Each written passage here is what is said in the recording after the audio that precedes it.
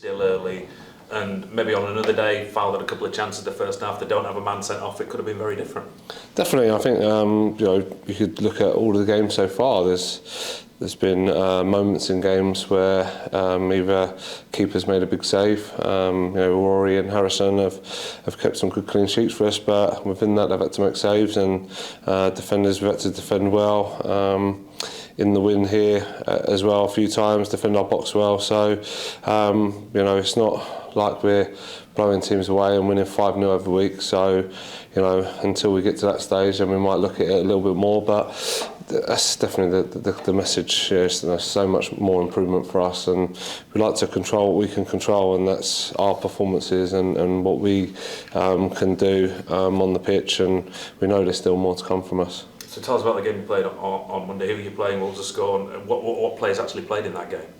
Yeah, so it was managed to go into Leeds training ground, went into full parch, which was a good game. It was against a mixture of the 21s and 18s, and Dippo, Cam, John, Mo Fadira, Rory got some minutes, Paddy. Billy Chadwick got some more minutes, so there was players that we needed to get some more minutes into. Some needed to get 90 minutes under their belt, and we managed to do that. So all in all, we're pleased with that. And like I say, we've got the group back together Tuesday, Wednesday, and we train well together. So now you mentioned it is another big week. 3 games again in 7 days. The first 2 back-to-back away games. That would be a test for any side at this level. Certainly will, and we know only too well. Having spent a little time at Aldershot, really fond memories of my time there as a player, and it's a tough place to go and play, and the same at Solihull, and a couple of days later. So yeah, real tough games, but we're under no illusions. Every game at this level is a real test and a real challenge, and it'll possess different challenges. So we've got to be ready for them challenges. Saturday will be a different game to Tuesday, and we've got to go and, like I say, control what we can control, and that's our style, and try and implement that into both games if we can. And we know if we can get it right, and if we can play as well as what we have done in certain games this season, then we'll be a good match for any team at this level. And also, you say you had a season there back when you were playing. Every time I've been to Aldershot for the last 35 years or so, it doesn't seem to have changed a bit. But I'm guessing it'll be like very similar to what it was like when you were there. Yeah, it'd be interesting to go back and see. The sort of infrastructure behind the scenes. I mean, to look at, it doesn't look like it's changed much. I think one, maybe a little stand's been added behind one of the goals, but the rest of it remains the same. And yeah, it was. I was club captain for 6 months and really enjoyed my time there. We was in League Two, and I was competing at the top ends of the table. So really, pleasing memories from my time there. Unfortunately, there was a change of manager, and he didn't fancy me too much, and we parted ways. But a shame, because I thought we was onto something, and it was a good season, a good 6 months, and it'd be nice to go back and hopefully see some familiar faces. They've had a patchy start, very inconsistent. I think it's probably fair to say. But one thing you will see from looking at the stats, especially their games at home, loads of goals, both for and against. On paper, it doesn't strike me as a game that is going to finish 0-0 this one. No, we've had a few on paper look like there's going to be loads of goals, and we're really pleased with the clean sheets that we've kept. Obviously conceded 6 in 9, but I think we've got 5 clean sheets in there as well, so it's something we're really pleased with. And after 10 games, it'd be nice to have 6 clean sheets from 10. That would be an amazing start for us, and we want to try to implement that part of our game. At the same time, be a threat going the other way. But it's not always easy to do, and there's certain areas we've got to improve on defensively. I thought our intensity to defend our half was an area that we can improve on, definitely. So we'll be looking at that. At the same time, we still want to pose a threat going the other way. So it's about getting that balance right, and we know that Aldershot will be a tough test to see what our intensity is like. But when you know the team's scored lots of home goals, I'm guessing they're going to be quite expressive. They will come after your team. That could provide you with chances to get your chances yourself. It could do, I think both teams will try and play quite an expensive game, so like I say, that could leave chances for both teams. But yeah, like I say, we've got to be really wary of their threats. They do play really expensive, even more so at home, and it will obviously stretch our team with them being so expensive. But yeah, we've got to look at it in the other way and say where can we exploit the spaces that might be open to us if we're able to break them down. How's your side? Everyone fit, or have you picked up some knocks this week? All good. The only one that hasn't featured much from Saturday is Callum Harriott. Nothing too sinister, but it's just a bit of tightness. So we want to be ultra cautious on that one. We've done so well when he come on. The last thing we want to do is try and rush him back. So yeah, whether he'll be quite fit enough for this Saturday, probably not. It might come too soon, but I'd like to think he'll be available for Tuesday. And the players that have been missing in recent weeks, Darragh O'Connor from his injury picked up down south at Wealdstone, Adam Crooks, is there any update on either of those two? Crooksy felt a bit of tightness from his injury, so we've sort of deloaded him a bit this week, which has helped. He's not feeling it as much now, so we're hoping that this week of him just dropping his intensity a little bit will then allow us to ramp it back up next week, so it might put us back a week or so, but he's, we're happy to see how it's progressing. We're hoping to see him back in training, in the foreseeable future very soon. And Darragh's he went for a scan, I think Thursday, so we're just waiting for the extent of that damage, or if there's anything at all, or the news on that to come back. So once we get that, we'll know a bit more and have a clearer indication of where Darragh's at. A couple of players who haven't really been part of your matchday squads. Mo, we obviously know about having he's young though, he's signed for the club even though he's been training with you, and Leon Gravata. Any updates on either of those two and how near they are to pushing themselves maybe into your thinking, or maybe to send them out on loan to get some games for a few weeks? Yeah, Mo and Leon both featured in the game on Monday. Mo was excellent. Leon done really well as well. I think they're both in sort of like different places really. Mo, it's quite new to him coming into a full-time environment, and he's really showing some really promising signs, and we just want to make sure it's right for him to come in. But like I say, he was excellent on Monday.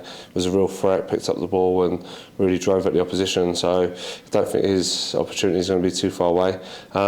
Leon probably will look to maybe send out and get some game time. I just think he needs to play and get a bit of confidence back.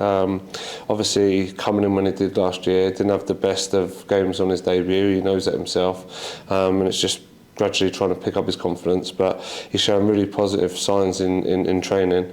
Now it's important for him to go and play and get some minutes, so we wouldn't be averse to seeing Leon go out until the new year. For him to go and find some confidence, and we've still got the best to come from Leon, and he's been training really well. Just needs to go and play, get some games under his belt. So I presume you're travelling down tomorrow. Where are you going to be training tomorrow? We train at the training ground. We've done it the last couple of times. I just think it's got everything there that we need, and we know we can really focus on a good session, and then just hit the roads and deal with the traffic. But the most important thing is we've got our work done. We look to focus on that. Like I say, we've got everything for the prehab and the recovery and food, and then we're set off, and probably hopefully get down to the hotel around sort of dinner time. And the rehab and the other stuff you do away from the game, is that different this week because they're back-to-back away games to say it would be if you were playing at home tomorrow then at home on Tuesday, or is it exactly the same stuff you do? Yeah, it'd be pretty much similar stuff. We might tweak the day off with a lot of travelling this week, so obviously on Tuesday we'll probably give the players the Wednesday off to recover, and then we'll train Thursday, Friday. We've been doing it slightly different this year by training on a Monday, Tuesday, Wednesday, and having the Thursday off, just because I think we can get more work into the players on a Monday, Tuesday, Wednesday. So it seems to have worked well so far for us, and we might have to tweak the days off and the recovery next week though. So then how does Friday work on an ordinary week? Because I presume Friday will be when you give them the information as well on the opposition you're playing. Yeah, just we sort of start prepping up on a Wednesday, so we can do a bigger session like 11v11 and start prepping up a little bit on the opposition, and then real fine details on the Friday. You want to get the balance right between making it fun and enjoyable for the players, so they're really buzzing going into a game. At the same time, you want to get the information into them. So sometimes if we feel we need to hit them with a bit more information on a Friday, then we'll do that. Or other times we'll just go with what they're doing well and let them have the bulk of the session just to get a bit more enjoyment out of it. The other thing I'm always curious about is when substitutes are made during games and you'll see Gary or whoever it is, and sometimes you get the flip chart out and they're showing the players things. What exactly are they showing them? Is it just reminders to something you've already told them before? Yeah, with Gary, with his it's basically just set pieces where we want them to go. So in and out of possession, set pieces. So they'll have we obviously have a structure that we work from, and they'll just have a role and responsibility within that. And then just try to give them some little finer details. They'll have seen themselves the game and how it's shaped out as well, hopefully. So just some little reminders before they go on, and you want them to openly go on and enjoy it and really show what they can do. So the message then this week is you're top of the table. Let's see how long we can stay there for. It is, we're really enjoying it. I'm enjoying putting Sky Sports News on at the moment and seeing us at the top of the table. Not gonna lie. Website. Yeah. Also, and just the spirit around the town is nice. The city, you see, lots of people stopping you and complimenting on where we are on the table, and it's nice to hear. And long may that continue. We want to stay there, but no, it's not going to be given to us. We know we've got off to a good start in the first 9 games, and nothing more than that. We want to keep on progressing, and the next challenge that we face is Aldershot away, and we've got to be ready for that. We'll let you watch Sky Sports News as well. Thank you. Adam, a really impressive 3-0 victory in the weekend. What positives have you taken from that? Just how the players sort of stuck to the game plan, really. I think times this season possibly gone a little bit off what we wanted to do when we're chasing games, and that was the message at half-time, to stick to our positions and keep being patient, and I thought the players done that really well, and took some goals really well as well. So lots of pleasing and another clean sheet. I can remember when I was manager of Worthing, we played against 9 players for a similar length of time and only drew 1-1, and we was 1-0 up when they went down to 9 men. So it's not always a given. Really pleased with the performance and how the players conducted themselves, even though it was against 10. So now 3 clean sheets in your last 4. How impressed have you been with the defensive aspects of your team? The defensive aspect, the goalkeepers have been excellent. I don't think, probably looking it through, red and white glasses here, but I don't think we're giving away too many chances at the moment. We're relatively solid, and when the team does get opportunities, the goalkeepers have performed brilliantly. Really happy with that, and it's a big focus for us. We want to try and get to that 6 clean sheets out of 10, which will be a massive boost for everybody and a really good start. But like I say, it's no easy. It's not a given to go to Aldershot. They score goals, and we know it's going to be a tough task. And with your goalkeepers as well, I think you've now got, between Rory Watson and Harrison Mill, 5 clean sheets in your first 9 games. How much work goes on with them and obviously the goalkeeping coach into how much impact do you have on that? Because obviously mainly just the goalkeeping coach.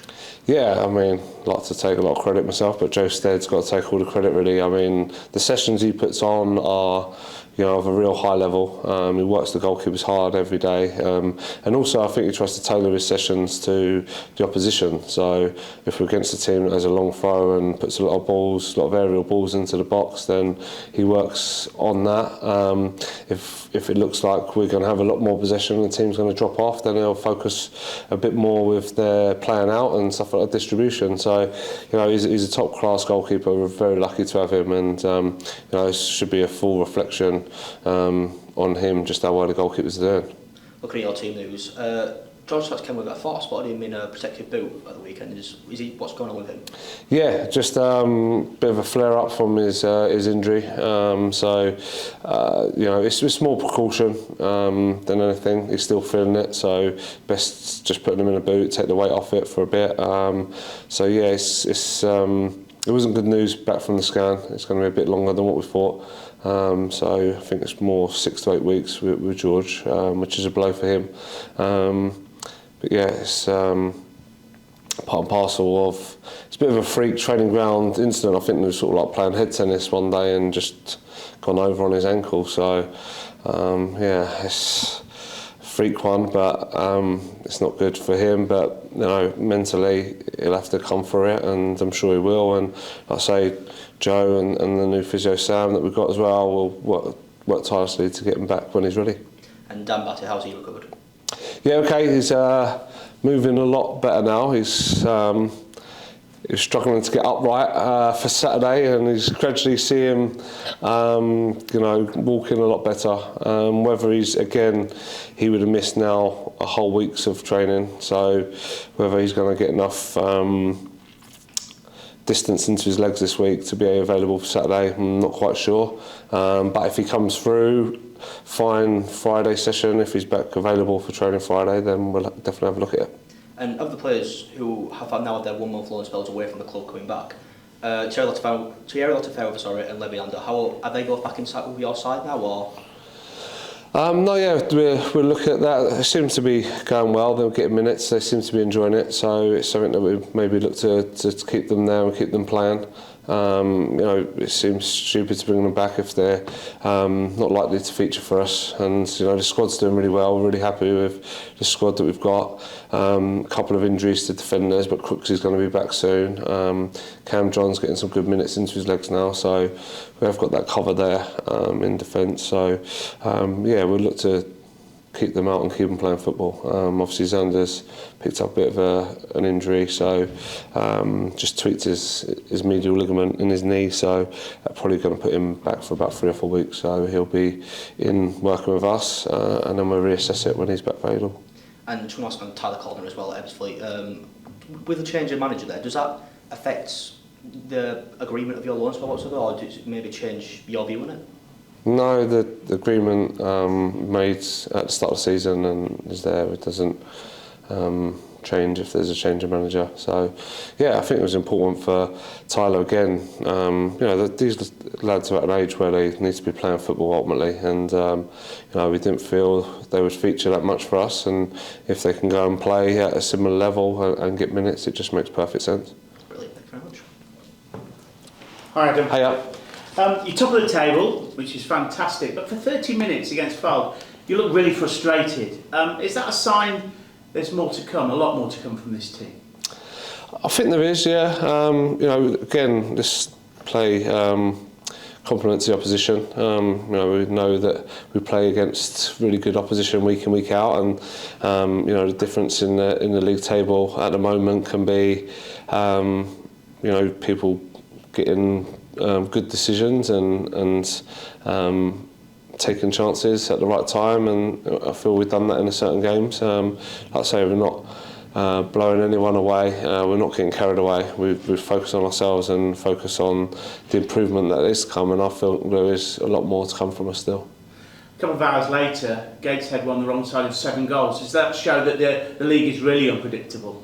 Definitely does. I'm sure before that game they was sitting top of the table and going into the game with a lot of confidence, and then concede 7, and it completely changes. And as a manager, you're looking at it going, you don't feel like you've changed anything, but that's, like I say, what can happen at this league.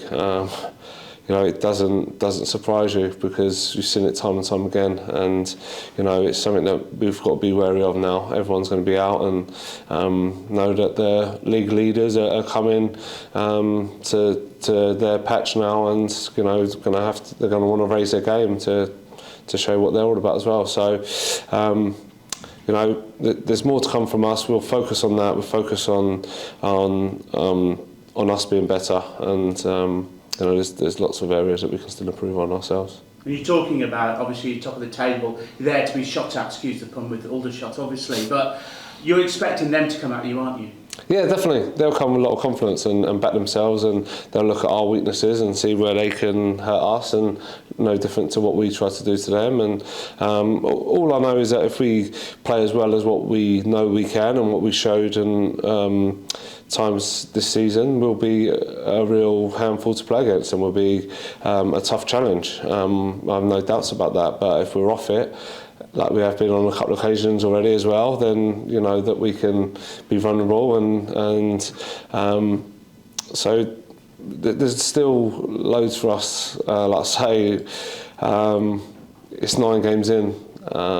There's so many more games to go. We won't get carried away. We focus on ourselves, and focus on the next game, and that's a really tricky game against Aldershot. Now, I don't know whether you're ahead of where you thought you would be, but if you are you constantly adapting and re-evaluating where you want to be by the end of the season? Not really, I think at this sort of stage you just focus on the next game that's put in front of you, and that's Aldershot away, so all our focus goes into that and the challenges that might be presented in that game, where we can get better, where we can keep on improving. That's the constant for us, and we just keep focusing on that. It's served us well up to now, so we won't change our outlook on what we're doing. And you spoke about training and about briefing. Other managers have talked about the different approaches, basically different approach depending on the player. Some might learn kinesthetic, some others may not. Do you actually adapt what you do depending on the style and the personality of the player?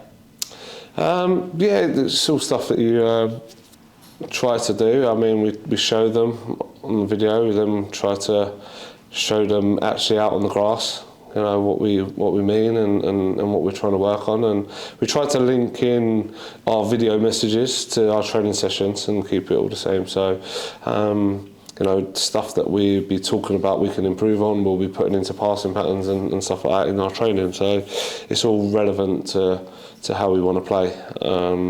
So yeah, I think we try to be mindful of that and how different individuals learn, and try to adapt as best we can. We've got all the tools. Like I say, Cam does an unbelievable job of our analysis, so we've got really good footage just to show the players. One of the things that Mikel Arteta did was to employ pickpockets, believe it or not, in a training session, just to show players that they should always be on their guard, and they lost their smartphones, they lost their watches. Not tempted to do that at all? No, I've not got to that sort of stage yet with us, but no, it seems like a radical way of going about keeping the lads on their toes, I suppose. But yeah, we try to change things around in terms of in the training ground. We don't have anyone with their back to each other now. We all sit around the table and eat together, so we're all facing and conversation can flow a little bit. And we try. I don't like the phones when we're all having that time together, having food and stuff. So we try to engage in the best different ways that we can with the resources that we've got. And finally, should be another big away following on Saturday, shouldn't there? Should be, yeah. I think a lot of my friends and family are coming. It's not far from my hometown as well, so it'd be nice for them to come, and they've all got tickets in their way in, so want to be part of it as well. So yeah, it'd be nice for them to be in amongst all the City fans, and like I say, I'm sure we'll take loads down with us, and I'm really excited to see them all there. Best of luck, thank you. Thank you.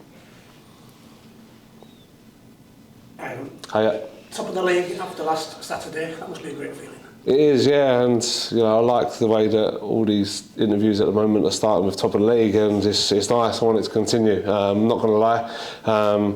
Like I say, it's enjoyable to see York City at the top of the table, but I much prefer it to be after 40, 41, 42 games, not just 9. So we'll keep on focusing on what we need to do, and the next game and the next tough challenge is Aldershot away. You must be pleased with the attitude of all the squad and the confidence that must give you all. The attitude this year of the players has been unbelievable. They come together, they work tirelessly every day. Like I say, we had a game Monday, but there was no one moaning that they was playing in a game against an under-21s team. They all want to be out there and show what they can do, and I think that's got all the makings of a healthy squad. You know, we can only pick 11 players to start each game, and we've got probably 20 players that feel like they should be starting each game. So I know the more that players don't play, the more unsettled they're going to get, and you know, the more we'll have to do our work off the pitch to keep them fit, keep them hungry. But ultimately, they've got the right attitude to want to be out there and push and the best for the club. How surprised were you when you saw the Gateshead Dagenham result last Saturday night as a manager in the National League? Probably surprised that you know, the scoreline being 7, but not that Dagenham can go there and win, because we've seen it time and time again. Bottom of the league will beat top of the league this year. You know, that will happen, and you know, teams in the bottom 4 will beat teams in the playoffs. That's just the nature of the league. It's getting more competitive each year, and you know, these results are going to keep on happening. Red cards can change games in good ways and bad ways. It seemed to work in your favour last week, but can work against you as well. It can, yeah, definitely. I've, like I say, struggled when playing against 10 men before, and even 9 men, so it's no given that you're just going to win because a player's got sent off. You still got to go and have, like I say, a professional attitude and stick to the game plan, and that was a pleasing thing that the players did that. And obviously scoring so early after half time, I think, settled everybody down, but you've got to be ready to take those opportunities when they come, and we were, and then we were, you know, fortunate. We're in a good place to be able to bring on the kind of subs that we can, and then to take up the game to another level as well. Okay, thanks. Thank you.